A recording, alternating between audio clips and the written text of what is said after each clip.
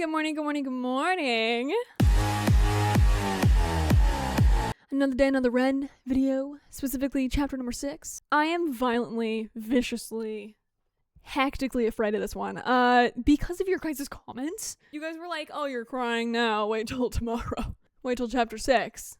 Alright, guys. Thanks so much. Can't wait for all of us to experience this together. I just reacted to Olivia Rodrigo's album, and that, killed me, murdered me, took my heart out, so now I can't wait to see this! We're on a happy track today, as you can see. If you're new here, my name's Izzy. I do reactions to a bunch of bullshit. We're on the road to 20k subscribers. I'm at 19.8 right now. I'm trying to hit 20,000 before the 23rd, which is tomorrow, Australian time, which I know we won't, but I you know, the goal is there. And maybe I'll go by American time so I get an extra day. But here we go. Let's get started. Chapter 6. Okay, hold my fucking hand.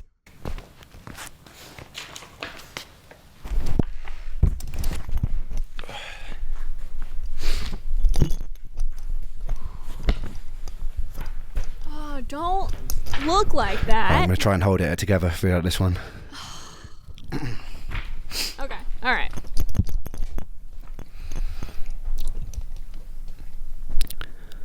2015 was the worst year of my life. At the end of 2014, I attended a private UK-based ME specialist clinic called Breakspear. For some reason, the treatments had sent my health nosediving, and I became more sick than I'd ever been. I became so weak that I couldn't walk to the bathroom without needing to lie on the floor to recover. I couldn't focus on anything. I couldn't read. I couldn't watch TV. All I could do there was lie there in pain. It was obvious during this time that I needed to move back home with my mum again. She moved to Cardiff with a new husband, and they had a spare room, which became my tomb for the next 8 months. At this point, I was so weak that the most that I could manage to do a day was to take a shower. The rest of the time I was confined to my bed. I started reacting even more severely to foods, so every single meal had to be blended into soups or broths to avoid negative reactions. Pain constantly shot through my shin bones and through my feet, like splinters. My stomach would gurgle, and the muscles in my body would constantly twitch, spasm, and ache. My body felt drained of every single ounce of life, and I was so tired, but I was too wired to sleep. I was so full of mental fog that reading a single page on a book seemed impossible.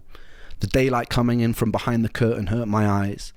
Loud sounds felt overwhelming. All I could do was wait and pray for sleep, knowing that when I woke from it, nothing would change. I wouldn't feel in any way rested, and all the symptoms would persist. This went on and on and on. It was day after day of physical and mental torture. Dude. I thought of concentration camps, of prisoners of war being tortured. At least the escape of death seemed likely. During that time I never got breaks. My whole body burned. My brain was on fire, and I had nowhere to hide. In the merciful moments where I could concentrate, I tenaciously trawled the internet, looking for ways out. My research drew me to a procedure called a fecal transplant that was having success managing things like Crohn's disease or colitis. It had also gained success in some select cases of autoimmune conditions like MS too. At the time, I felt like much of my issues were caused by dysbiosis, which means an imbalance in your gut flora. I noticed that all the food intolerances started after a large course of antibiotics for the parasite. I wondered if the parasite had wreaked havoc on my microbiome before I nuked it with antibiotics that worsened it further. Fecal transplants can introduce a whole host of probiotic bacteria into your gut, and it can re-establish a healthy homeostasis. In normal person speak, I wanted to pay to put another person's poop in my butthole. I carried on filming videos from my bed, blogging my experience. What? I was pretty convinced that during this time I wouldn't be alive much longer, and part of me wanted there to be some kind of document of what I'd been through in hopes that it might help someone later down the line. And if this illness does kill me,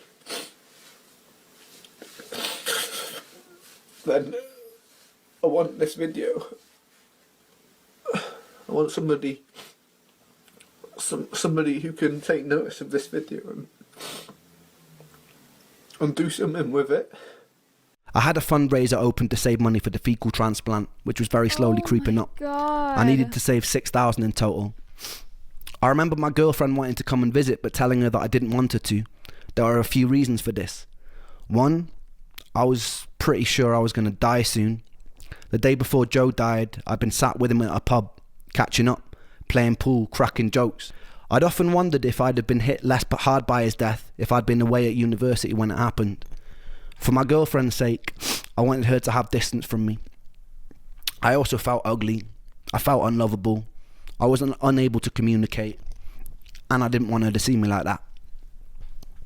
I watched my mum look thinner and more frail every day that she had to watch her son deteriorate. And I felt immense guilt. My mum would often walk in and find me either crying on the bathroom or kitchen floor, having no energy to get back into bed. She'd often sit with me and massage my feet, which always hurt, and she'd hum melodies to me like she would do when I was a little boy. During this whole time, I hadn't picked up my guitar. I barely had any sunlight touch my skin, and I lost a lot of weight. I was about 130 pounds at my lowest, about 8 or 9 stone, which for someone who is 6'1" is very skinny. My average rate is usually about 168 pounds, 12 stone. Yeah. Every day the same thing. I'd wake up in pain, eat a meal of blended vegetables and chicken, lie with my eyes closed for hours while the world seemed to spin erratically, and I'd often cry as the bones of my legs felt like they wanted to grow out and burst out of my skin. Despite this, what I didn't know is things were about to get a lot worse. Come June, I've been in bed for about 6 months straight. I've regained some energy to leave the house every now and then to go shopping for groceries with my mum, and I've finally reached my target for the fecal transplant, and my mum drove me to the clinic to get the procedure. Everything seemed to go as smoothly as it could for such a bizarre experience. I received a colonic irrigation, which was like a car wash for your colon. Actually feels pretty good. They then proceeded to put someone else's excrement in my behind. They would repeat this process for 5 consecutive days. Oh my God. When I got home, I realised I felt a little odd, almost manic, and I was hopeful that this meant my energy was coming back. But it wasn't a nice feeling. As the days progressed, I started to feel an innate sense that something was very wrong. It seemed my immune system was going into some sort of overdrive. My brain was buzzing, and the more time that passed, the more uncomfortable I felt. I remember early one morning, I was lying on the kitchen floor after attempting to get a glass of water. My body hurt so much that I was digging my nails into the laminate flooring, screaming, and my mum ran in and asked me what was wrong. I remember repeating, "I don't want to go, I don't want to go, I don't want to go," over and over again. I felt myself falling down a deep tunnel in my mind, almost as though my entire soul was tumbling down into an abyss. When I finally crashed to the bottom, I was hit with this immense feeling of stillness and peace. I stopped crying, I sat up, and my mother looked at me, puzzled. I have not felt to this day that sort of serenity that I felt in that moment. I looked around the room and everything seemed to have gained a clarity and quality, but what was most peculiar was the feeling of stillness. There seemed to be some sort of respite from the mental torture and fog in my brain. I still to this day have no explanation for what happened. I looked at my mum, I smiled at her calmly, and I told her that everything was okay now. Her partner Michael came in, and I remember them both looking at me, perplexed. I started speaking fluidly for the first time in months, but it wasn't quite me. I was cracking jokes, being witty. My mum would laugh nervously. What the hell? I remember feeling as though I was coming up off an ecstasy pill. I felt this underlying feeling of euphoria. I caught myself occasionally erratically snapping my fingers or making whistling noises in between sentences, or staring at some empty part of the room as though there was somebody there, then snapping back to the space and talking to my mum. This feeling of intense euphoria lasted about 48 hours. During this time, I'd adopted some newer strange behaviours. Everything in my room that wasn't parallel bothered me, so I had to make sure it was aligned and facing the same direction. The whistle and the finger click became a new tick, and it started rising in frequency the more time that elapsed. I also noticed that I get stuck on words or sentences when talking to my mum. For example, if I was saying a sentence like, "I'm not sure how I'm feeling today," I would sometimes get stuck on the whole sentence or just a word from it and repeat it about 30 or 40 times before I could move on to the next. So I'm not sure how I'm feeling today,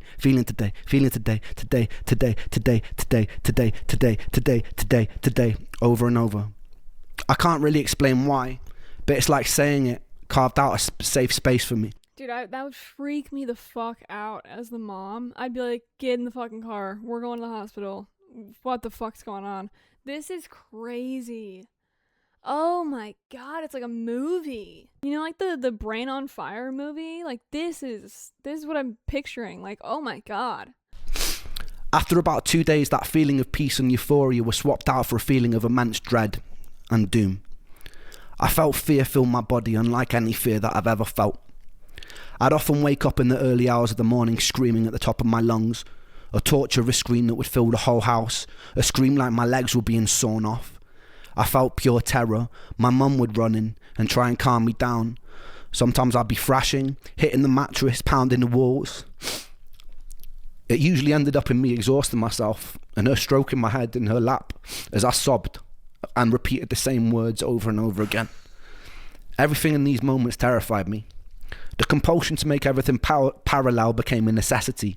Whenever I was in the kitchen or car and the dials were facing the wrong way, it taunted me. My mum started taking me to a weekly talk therapist in hopes it would stop me from killing myself. I did catch myself researching the most painless ways to do it. I often daydreamed about death, and it made me feel at peace. At this point, intense paranoid delusions started creeping in. I wondered if what was happening to me was demonic.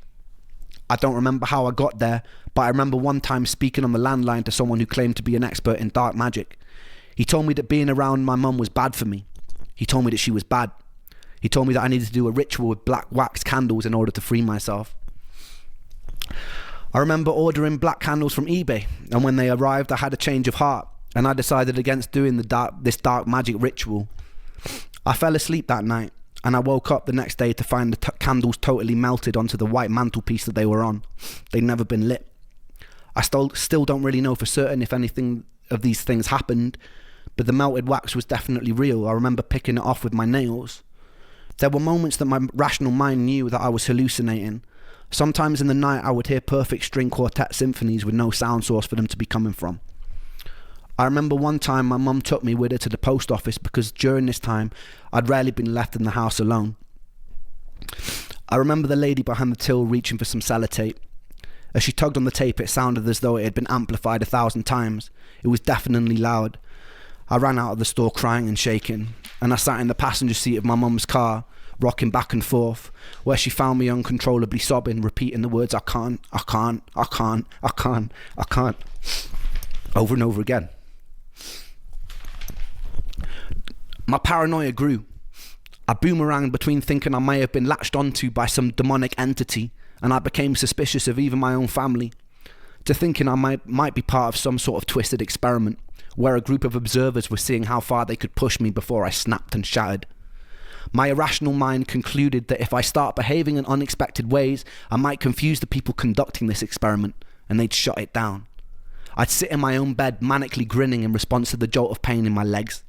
I'd say things to Mum and Michael which made no sense at all. This all seemed to be leading up to a very unusual day. I can't quite recall the details of how it happened because it was quite tricky to tell what was reality and what was not. But from what I remember, I was in the car with my mum, parked outside a supermarket, and I'd put my laptop on the roof of the car while I'd helped her with groceries. I'd forgotten it was there and she drove off. It wasn't until about an hour later I noticed and I started panicking. My laptop had on it hundreds of songs from my time in Brighton. It was all I had really to show for my life. I was already in such an emotionally fragile space that losing that felt like some sick, torturous joke. We drove back and searched every place it could be with no luck. As we were driving home, my mum pulled up at a junction and something in me snapped. I got out of the car and I ran away from it.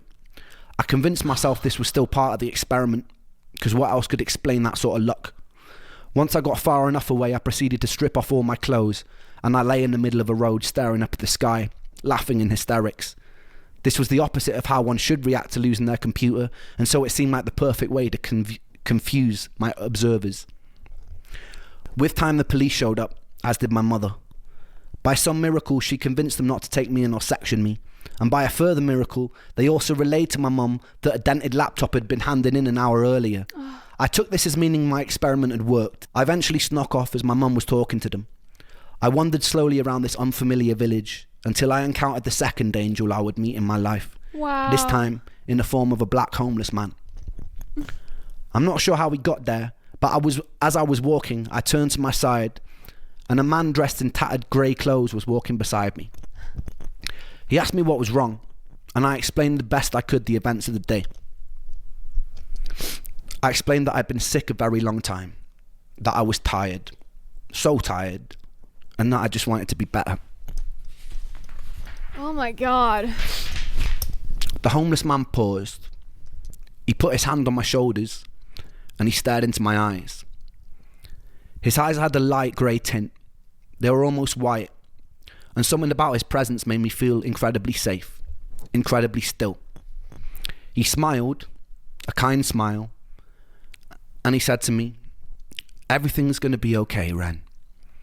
And then he vanished. I hadn't told him my name.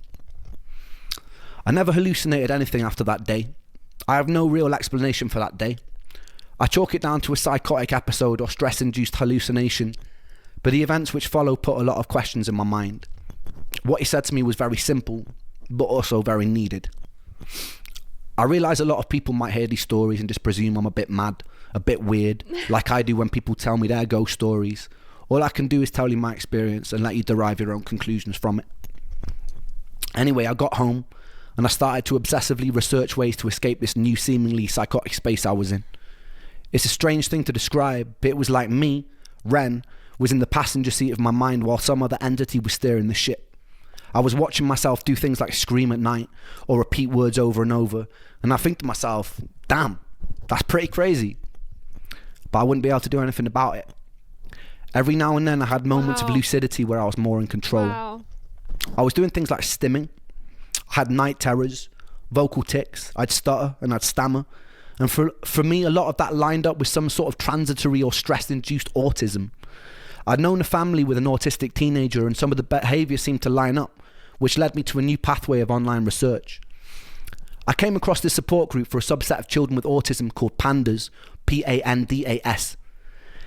It was believed that these kids had the neurological infection of the Streptococcus bacteria that was causing these autistic-like behaviours. What? I was presenting with some similar behaviours. These kids would do long courses of antibiotics and their symptoms would diminish or disappear, and they'd be seen... The amount of antibiotics he's taking, oh my God. Like... normal children again. I speculated that the fecal transplant introduced a whole host of new bacteria into my gut, but that I didn't have the immune regulation to be able to control it, Yeah. and it had sent my entire system into some sort of inflammation overdrive. I researched the most effective antibiotic for Streptococcus, one being penicillin, and I convinced my mum to take me to the doctor, where I faked a stomach bug. I lied to him, and I said I'd had similar things in the past, and that penicillin cleared it right up.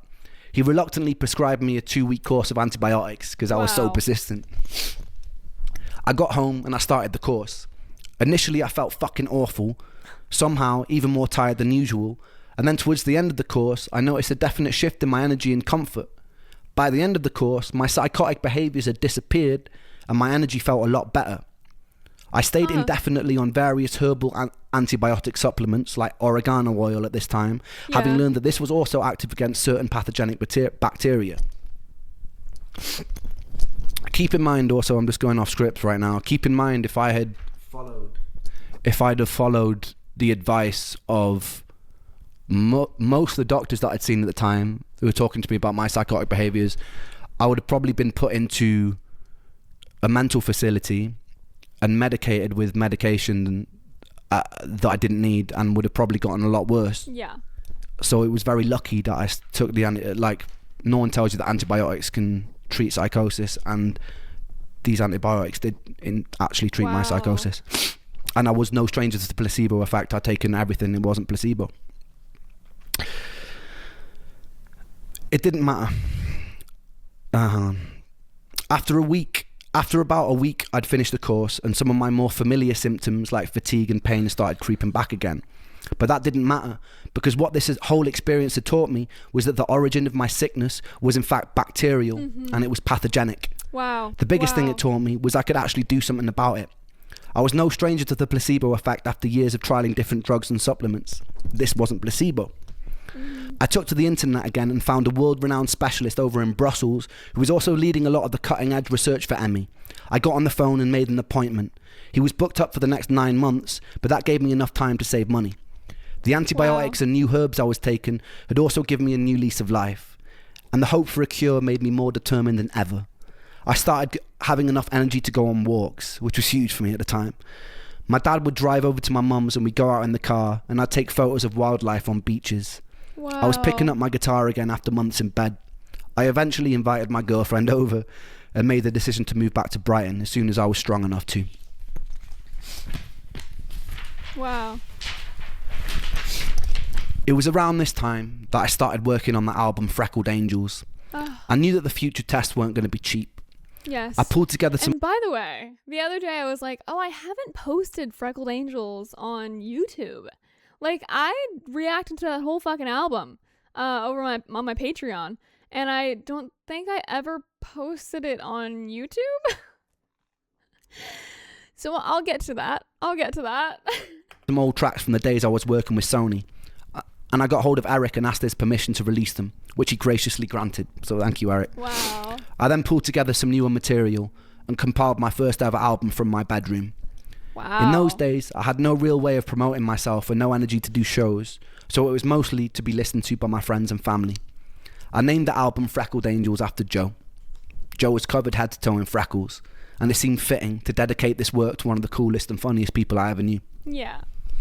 Any ounce of energy I did have from my limited reserves, I'd pour into recording that album. It's by no means a work of art, and it's a bit thematically disjointed, but some songs like Crutch or Pocket Full of Pain went a long way to photographing that time. Yeah. I'm going to leave you with a recording of Pocket Full of Pain. Oh, nice. Back in those days. Enjoy.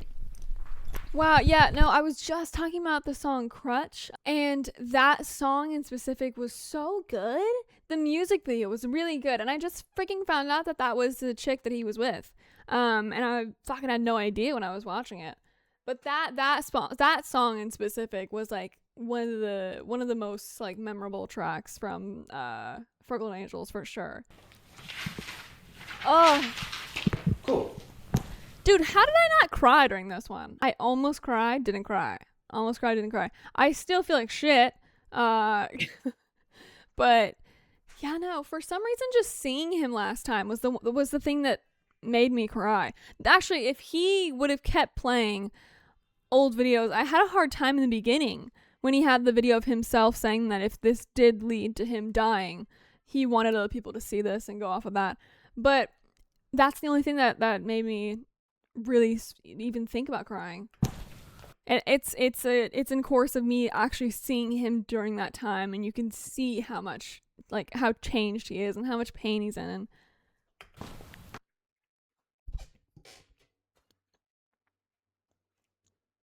Oh my god, look at the quality.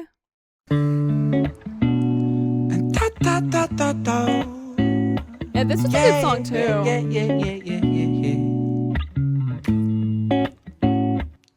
I watch the sun when it rises, when it's climbing the sky. I sit here with the pocket full of pain. I've got tears in my juice, in my mind. There's a noose, but my hope makes me cling to the day.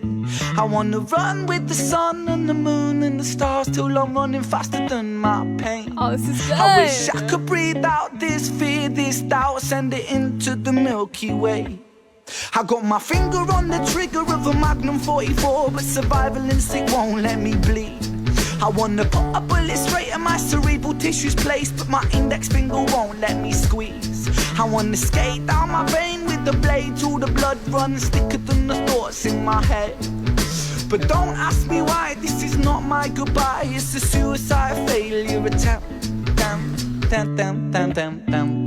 Like these lyrics especially. Oh my god. Are you kidding? And this is so 2015 too.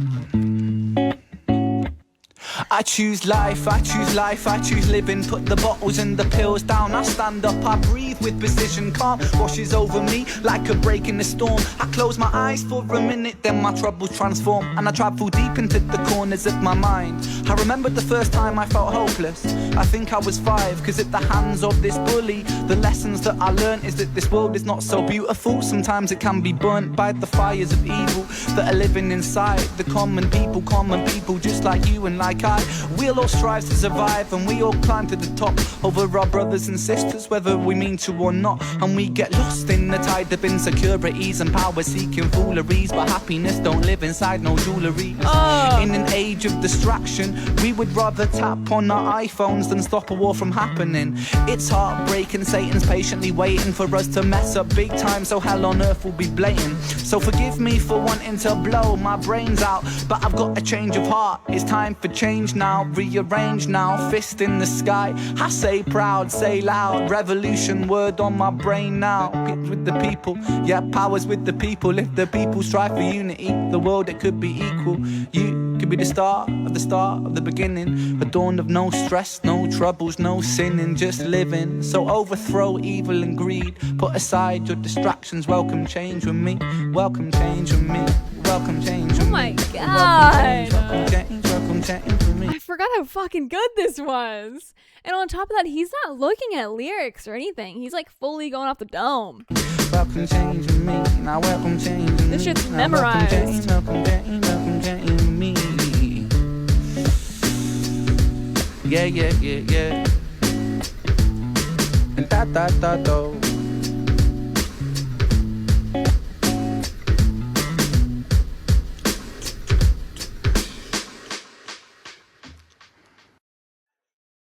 Wow.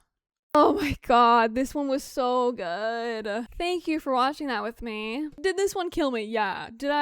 Was I as affected for some reason as chapter 5 than I was at chapter 6? No. I don't know why. This one was a lot more graphic though. This one was a lot more, I was more interested, I think, in the story and like wanting to hear what happened next. I was so worried rather than like sad, if that makes sense. But let me know what you thought in the comments, and I'll see you guys for chapter 7 tomorrow.